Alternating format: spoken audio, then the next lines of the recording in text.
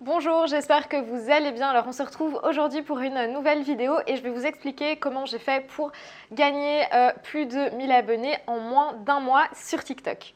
Alors je précise qu'il s'agit de vrais abonnés et non pas d'abonnés achetés ou que j'ai acquis avec des méthodes un petit peu douteuses. Ce sont des abonnés qualifiés, donc ils sont vraiment dans ma cible et qui pourraient devenir potentiellement des clients. Je vais vous expliquer mon processus étape par étape et vous pouvez faire exactement la même chose.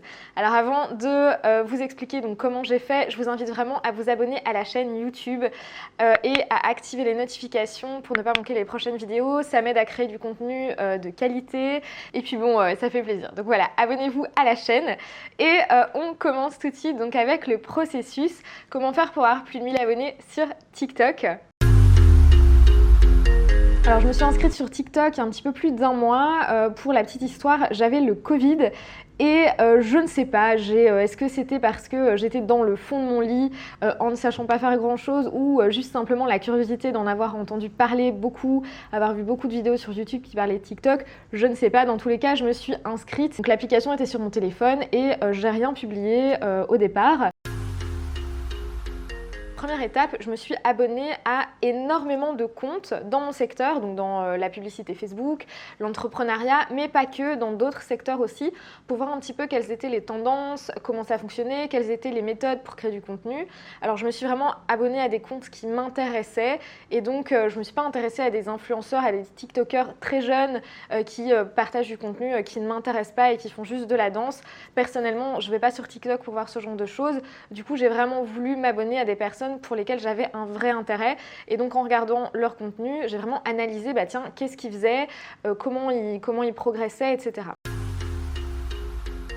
Ensuite, étape numéro 2, j'ai créé quelques vidéos et j'ai essayé de publier tous les jours. Et donc, je faisais vraiment sans réelle stratégie, juste j'ai parlé de publicité Facebook, d'entrepreneuriat, mais j'y allais un petit peu à l'aveugle. J'ai aussi découvert l'application, donc comment ça fonctionnait au niveau des transitions, des musiques, etc. Donc, c'est vraiment phase de découverte, on va dire. Et puis, quand j'ai vu que ça marchait un petit peu, je me suis dit qu'il était temps de passer à la vitesse supérieure. Et donc, je suis tombée sur un compte TikTok d'une jeune entrepreneuse qui justement donnait plein de conseils sur TikTok, les sons un petit peu tendance, etc. Et donc je me suis dit que pour avancer, pour pouvoir vraiment en faire quelque chose de pro, j'avais vraiment besoin d'aide. Et donc j'ai fait appel à cette coach TikTok pour qu'elle puisse me critiquer, pour qu'elle puisse vraiment me donner son avis sur mon compte, m'aider à avoir une stratégie de contenu qui soit pertinente et à trouver des clients. Et donc j'ai fait un effort de vulgarisation et aussi de désirabilité, c'est-à-dire donc transformer un contenu qui est technique en contenu qui soit vraiment instagrammable ou tiktokable et donc en contenu qui soit vraiment créé pour les réseaux sociaux et dans un but vraiment précis. Ici TikTok, moi ma stratégie, c'est une stratégie top of the funnel et donc l'objectif c'est d'aller chercher des personnes qui ne me connaissent pas, leur faire découvrir mon contenu, attirer l'attention et une fois que j'ai capté leur attention, là je leur diffuse un contenu qu'on appelle middle of the funnel qui est déjà un petit peu plus poussé, par exemple avec la chaîne YouTube. Donc j'ai vraiment refait tout un travail sur ma stratégie, sur le type de contenu à publier, sur toutes les techniques à utiliser, etc. Donc en fait vraiment toute la stratégie, qu'est-ce qui fonctionne sur TikTok pour avoir plus de vues. Et les résultats ont vraiment été très rapides. J'ai vu une énorme différence avant-après, mais je pense aussi que le facteur d'entraînement, donc le fait de publier beaucoup de vidéos, on devient évidemment meilleur. Mes premières vidéos étaient un petit peu, je tâtonnais, je testais des choses. Là maintenant, je sais un petit peu ce qui fonctionne pour moi et je suis beaucoup plus à l'aise et beaucoup plus rapide quand il s'agit de faire une vidéo.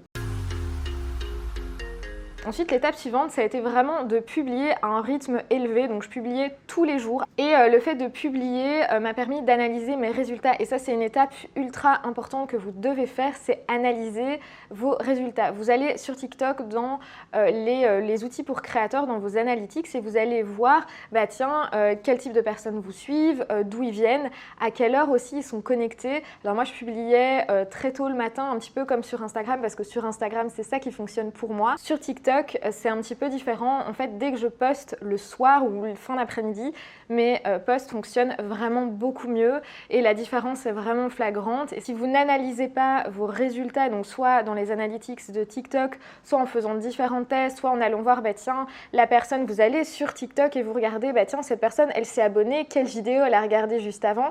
Ça vous permet vraiment de tirer des conclusions et d'améliorer votre contenu et d'avoir plus d'abonnés. Alors ensuite, au niveau du contenu en lui-même, j'essaye d'appliquer une stratégie qui se répartit comme ceci. Donc 80% de contenu qui fonctionne et que je sais qui fonctionne grâce aux analyses que j'ai pu faire suite aux vidéos que j'ai publiées et parce que du coup j'ai fait les premiers tests auparavant quand j'ai passé des jours et des jours à tester plusieurs choses. Donc maintenant que je sais ce qui fonctionne, j'essaye de consacrer 80% de mon contenu à ce qui marche et ensuite j'ai 10% de contenu que je publie en test. Donc c'est des idées que qui sortent un petit peu de mes piliers de contenu. Je me dis voilà, on va les tester. Et j'ai 10% de contenu que je fais sur des sons tendances ou sur des tendances simplement. Donc c'est des vidéos un petit peu plus courtes. Et alors étonnamment, et ça c'est TikTok, parfois les vidéos que vous mettez 10 secondes à faire, plutôt qu'une vidéo où vous allez vraiment apporter de la valeur, des conseils, etc.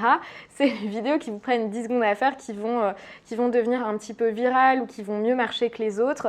Mais c'est pas pour ça que vous devez vraiment que faire du contenu qui fonctionne bien parce que ça va attirer l'attention et donc ça c'est intéressant, vous allez avoir plus de vues, vous allez chercher des nouvelles personnes, mais pour vraiment montrer votre expertise, puisque le but c'est pas de devenir influenceur, mais c'est vraiment de pouvoir en faire un business. Donc si jamais vous êtes entrepreneur et que vous avez des produits à vendre ou des formations, vous voulez des clients et donc pour avoir cette crédibilité et montrer votre expertise, il faut que vous ayez quand même du contenu qui apporte de la valeur. Donc faire des vidéos sur des sons tendances ou sur des tendances tout court.